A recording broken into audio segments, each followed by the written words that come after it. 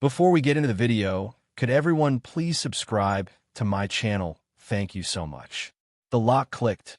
Then came the sound of high heels tapping against the hardwood floor, soft and cautious, as if trying not to wake anyone. "You're back." I didn't even look up. My tone was as flat as if I were commenting on the weather. Elena froze, seemingly surprised to find me waiting in the living room. She quickly composed herself, shaking off the shock, and tossed her designer bag onto a chair. As she swapped her heels for slippers, the heavy scent of alcohol instantly filled the room. "The party got a little wild last night, so I just crashed at the hotel. Don't worry, I had my own room." Her voice carried a hint of guilt, though she tried to mask it with a breezy, nonchalant attitude. "It cleans the hair." Her makeup was smudged. Her lipstick faded and blurred. Her hair was a messy tangle against her cheek, and on her neck, there was a mark she hadn't managed to completely conceal with concealer. As she spoke, she dug 2 bottles of cold brew out of her bag and set them on a coffee table. "I brought these for you." Mark picked out the roast. "You like this blend, right?" I gave a non-committal hum, picking up the remote to change the channel, my eyes never once lingering on her. "What is that supposed to mean?" She planted herself in front of me, her tone sharpening. "Usually when I stay out late with friends, you pull that long, resentful face. But today, you're playing the saint." I set the remote down and looked up, my gaze calm, devoid of even a ripple of emotion. "I'm not mad, and I don't blame you. As long as you had fun, that's all that matters." She stood there stunned. She clearly hadn't expected that answer. In the past, this would have been the moment I demanded to know why she didn't come home or lectured her about getting too close to Mark. She used to call me controlling, insecure. Over time, I just ran out of energy to argue. My indifference seemed to trigger her. She allowed a cold laugh. Don't pretend to be so high and mighty, Caleb. It's your insecurity that drives me crazy." I stared at her in silence for 2 seconds, suddenly finding the situation almost amusing. She had said those words countless times. Before, I would have tried to explain that I only care because I loved her. Now, saying even one extra word felt like a waste of breath. "Suit yourself." I stood up, my tone polite as if I were speaking to a stranger. "You're tired. Go get some rest." Without waiting for a response, I turned and walked into the bedroom, closing the door softly behind me. I knew she remained standing in the living room for a long time. I could feel her confusion, her disbelief, and that vague sense of guilt radiating through the wood. But what did that have to do with me? I leaned against the door and took a deep breath. I felt nothing but relief. That tightness in my chest that had plagued me for years was finally slowly loosening up. The next morning, before I left for work, Elena was already sitting at the dining table. She was wearing an oversized hoodie, the dark circles under her eyes visible despite her rest. She held a coffee mug with both hands, taking small, tentative sips. I intended to head straight out, but she looked up at me. "Do you have plans today?" "Yeah, heading to the office to wrap up some things." I adjusted my watch strap, my tone maintaining that same neutral baseline, neither cold nor warm. She set down her mug, her voice floating tentatively across the room. "Were you upset last night?" "Upset?" I pulled out a chair and sat down, pouring myself a glass of water.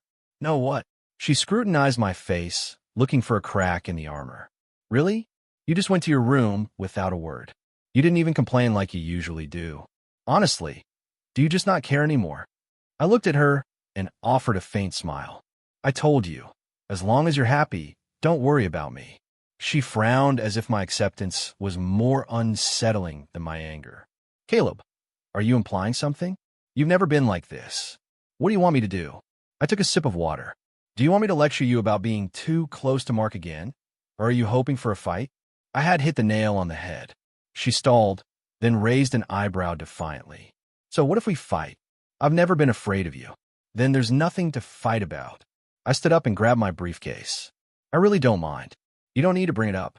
She didn't seem convinced. She pressed again. "So, you really don't think there's anything going on between me and Mark?" I paused mid-sip, my voice flat. "Whether there's something going on or not, you know the answer better than anyone." She opened her mouth to argue, but found no words. She could only watch me leave. When I reached the office, My phone lit up with a text from her. Are you seriously not mad? You didn't even ask me about last night. I stared at the message for a moment, then typed back a single word. No. She didn't reply. I figured it was the first time she had tasted the bitterness of genuine indifference. When I got home that evening, Elena was on the sofa. The TV was on, but she wasn't watching it. Seeing me, she asked, "Why are you so late?" "Traffic." I hung up my coat and went to the kitchen for water. She stared at my back, her patience wearing thin. "Caleb, are you giving me the cold shoulder on purpose? Are you waiting for me to apologize?" I turned to face her, a smile on my lips that didn't reach my eyes. "I'm not freezing you out. I just don't have the energy to micromanage your life anymore. Are you trying to prove a point?" Her voice rose, laced with irritation. "Don't take that tone with me. I'm telling you, I won't put up with it. Whatever you say." I walked into my study and closed the door. I left her alone in the living room, where the remote control clattered to the floor a moment later. The sound of her frustration reached me, but I felt no ripple of emotion. She had tested my boundaries so many times, I simply stopped responding. She would start to get nervous. On Saturday morning, Elena was up early. It was rare for her not to sleep in. She had even cooked. The sounds of pots and pans clashing mixed with her soft humming. When I walked into the dining room, the table was set. Fried eggs, sausages, and a steaming plate of bacon.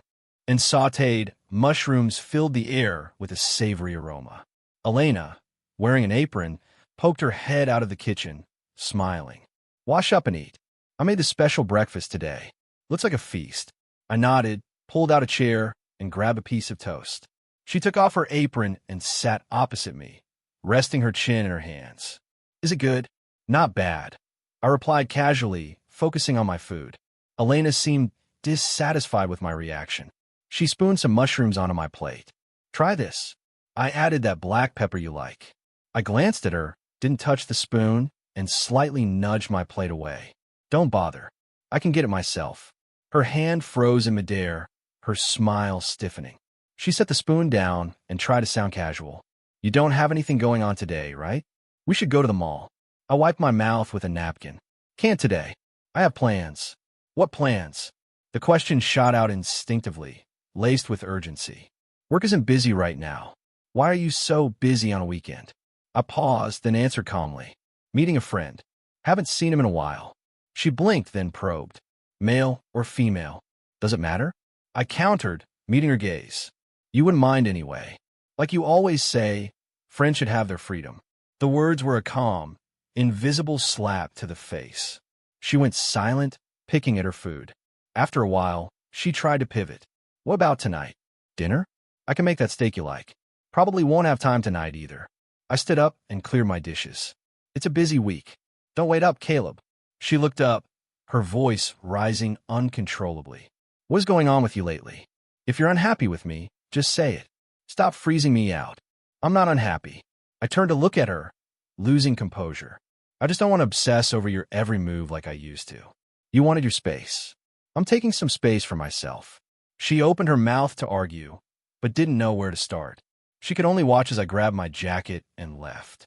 As I walked out, I heard her chair scrape against the floor as if she stood up to chase me, but she never spoke.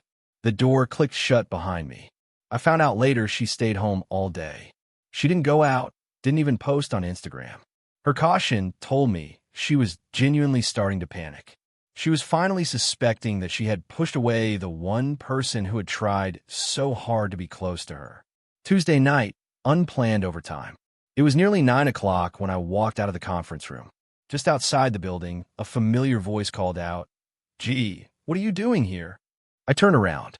It was Sarah, a senior from my college days. She looked exactly the same. Shoulder-length wavy hair, that trademark smile, eyes sparkling with energy. "Sarah, long time no see." I smiled. "When did you get back?" "Last month I moved back for good." She walked over briskly and patted my shoulder. "You've done well for yourself these past few years. Suit and tie. You look the part. You haven't changed a bit. Still look exactly like you did in college." I stepped aside, gesturing for us to walk together since you're just back. "Do you need help with anything?" She laughed and shook her head. "Don't be so polite, Cal. I called you by your nickname for years." Why are you acting like a stranger, Cal? I hadn't heard that nickname in forever. It felt a little strange coming from her, but I just smiled helplessly. I'm used to Caleb now. Not many people call me that since graduation. We walked and talked about old times, from eccentric professors to dorm disasters. It felt easy like yesterday. Nostalgia has a way of relaxing you, and I found myself talking more than usual. My phone buzzed. A text from Elena. Still at work?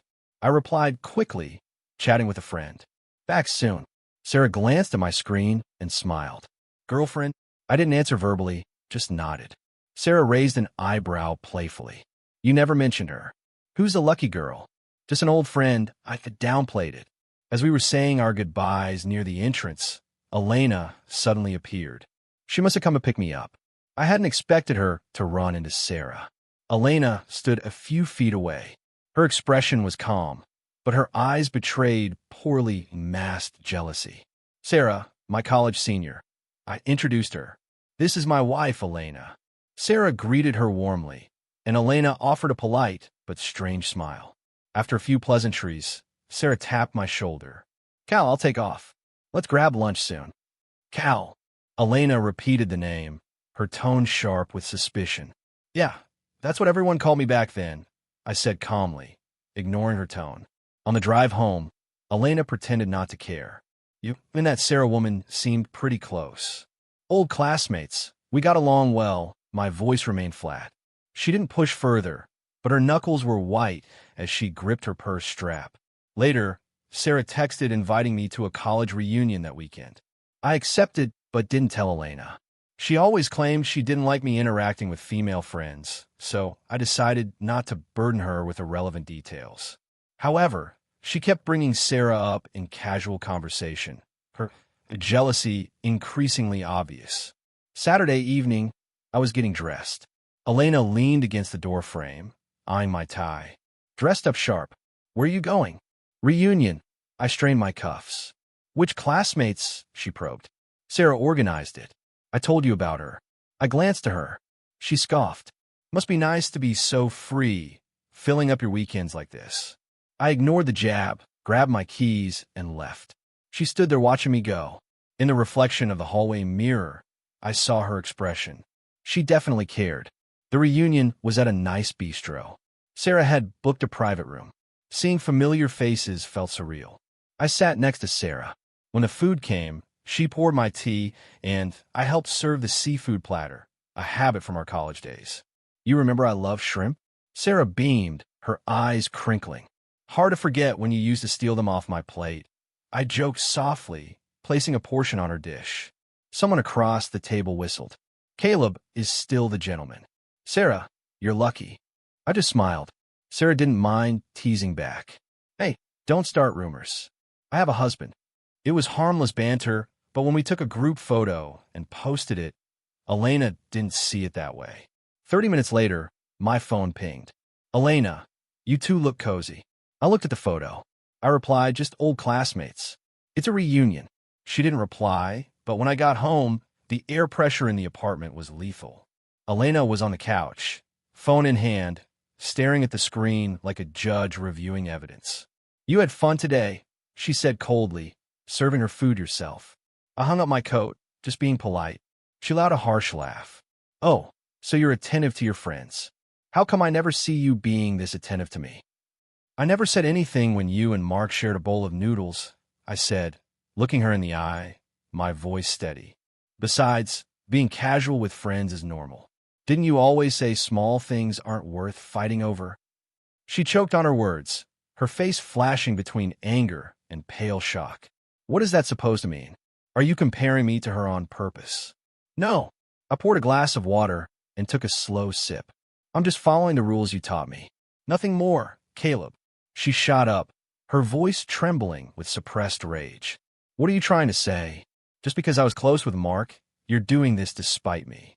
I looked at her, my calmness making her anxious. I'm not doing anything to spite you. Like I said, I just thought you never cared about boundaries with friends, right? She snapped. Friends? You're practically dating in that photo. You posted that to humiliate me. It's a group photo. Humiliate you. I laughed dryly. You're overthinking it, Elena. She glared at me, lips trembling, unable to form a coherent argument. Finally, she stormed into the bedroom and slammed the door. In the silence that followed, I exhaled a long, weary breath. It felt like after years of losing arguments, I had finally found my balance. The next day, Sarah posted the photo on her feed with a caption. Years later, Cal is still as thoughtful as ever. Glad some things don't change. I glanced at it. Didn't comment. Elena called almost immediately. What you doing? Her voice was low, dangerous. Working. What's up? I leaned back in my office chair. What is your relationship with Sarah? She skipped the pleasantries. College friend, I told you. Did you see her post? She was seething. I saw it, I said blandly. Nice picture. So, silence on the line, then an explosion. Caleb, do you not give a damn about our marriage anymore? Why would you say that? Why? Do you have any idea how I feel being that intimate with another woman publicly? What does it make me look? It's just a photo, I said coldly. And regarding your feelings, that's strange. I remember you always saying friends don't need to be so uptight. Is that rule only for you? She froze. The silence lasted a few seconds before she screamed. You're doing this on purpose. You're trying to hurt me. You don't respect me at all. I felt nothing but fatigue. Her emotions were a tangled mess. I had no desire to unravel. Elena, I'm just treating friends the way I've been taught. By you, keep it natural. No boundaries. Caleb, she was sobbing now. You have to do this to me. Do you know what you're doing? I know exactly what I'm doing. If you think I'm wrong, then was everything you said to me in the past also wrong? She was stuck. If you think this is inappropriate, shouldn't you take back all those excuses you made for yourself? I cut in, my voice sharp as a knife. Elena, don't forget you set these standards. She couldn't speak. She hung up. I knew she was shaking with rage. When I got home, the lights were on. Elena was sitting on the sofa waiting. She stood up the moment I entered. Caleb, we need to talk, she said. I nodded and set my briefcase on the sofa. Go ahead. She stared at me, eyes rimmed red, her voice thick with accusation. Why are you doing this? You know I'd be upset. Why do you keep contacting her? I looked at her calmly. You and Mark have been at it for years. I never saw you create distance. That's different, she shouted. We grew up together. Sarah and I are friends, too. I let out a cold chuckle. I haven't forgotten anything you've said, Elena. Do you think the rules you said only apply to me? Well, you get to break them whenever you want. Her lips quivered, but she couldn't form a rebuttal. She just glared. If you think I'm crossing a line, fine. From today on, I accept that you won't mind me being affectionate with my friends. I looked her dead in the eye. That's fair, right, Elena? Tears swirled in her eyes, but didn't fall. I turned and walked to the bedroom, leaving her standing there as if her soul had been snatched away.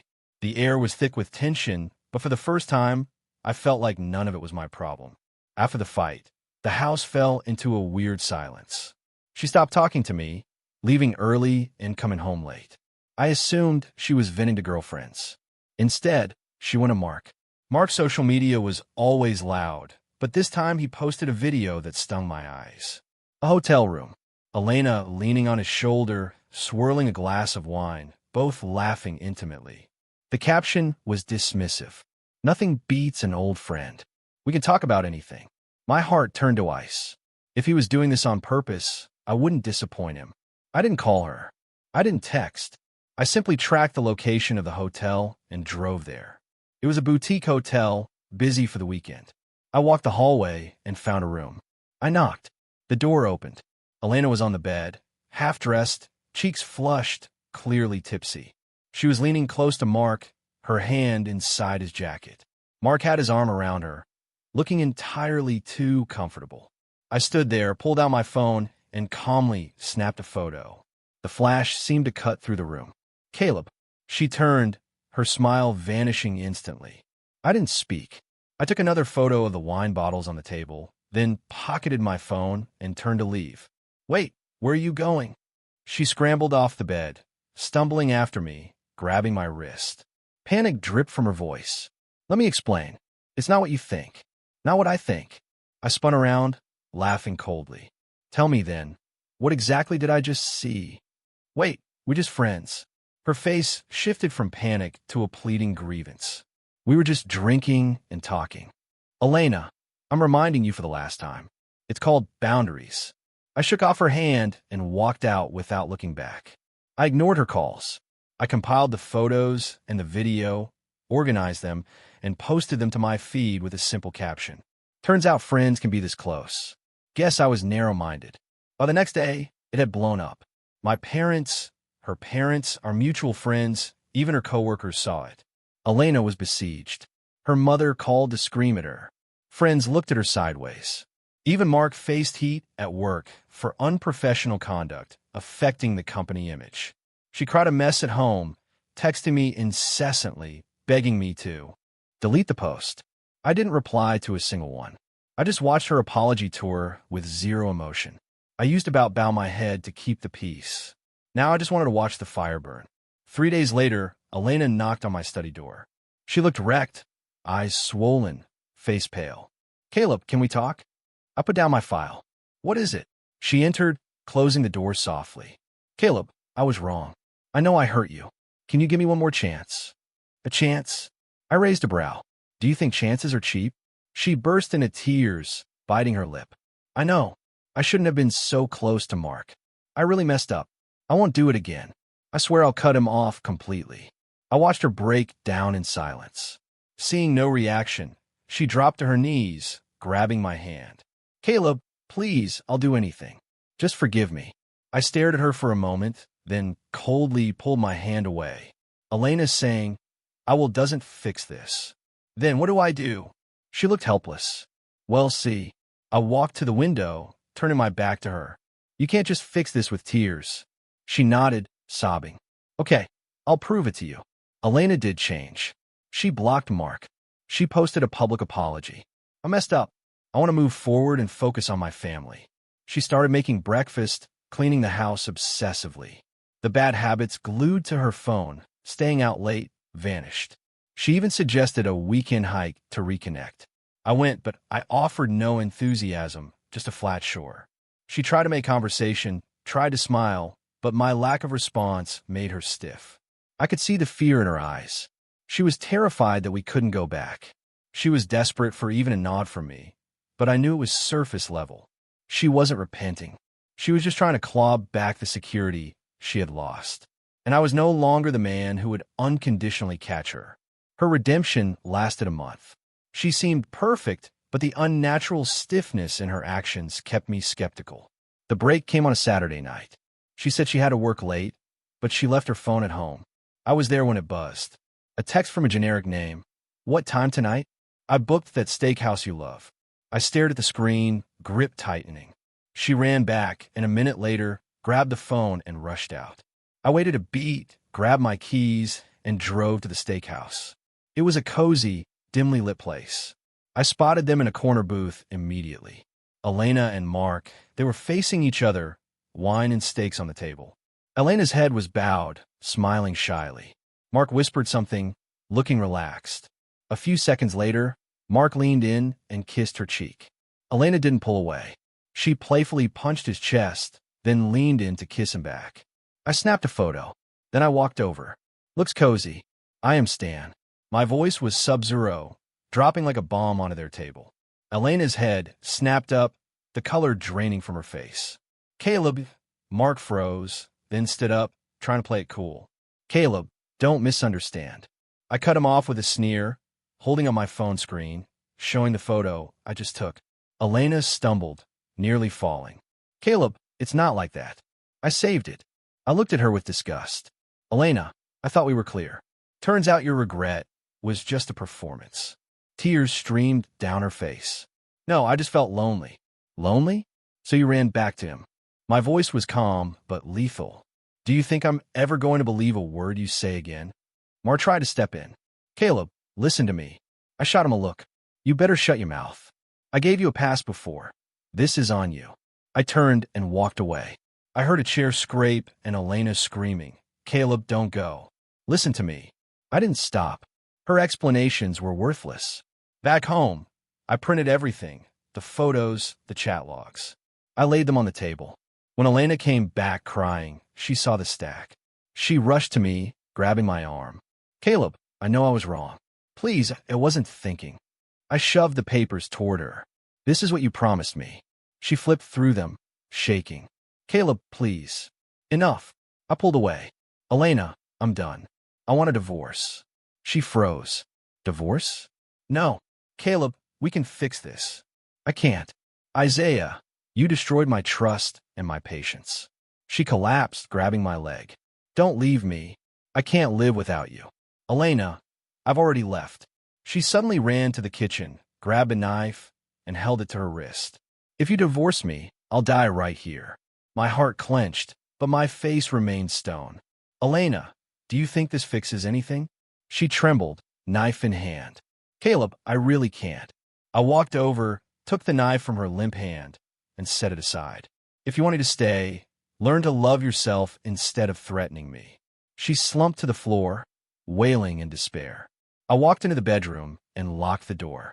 She cried all night. I had made my decision. There was no going back. Divorce proceedings started.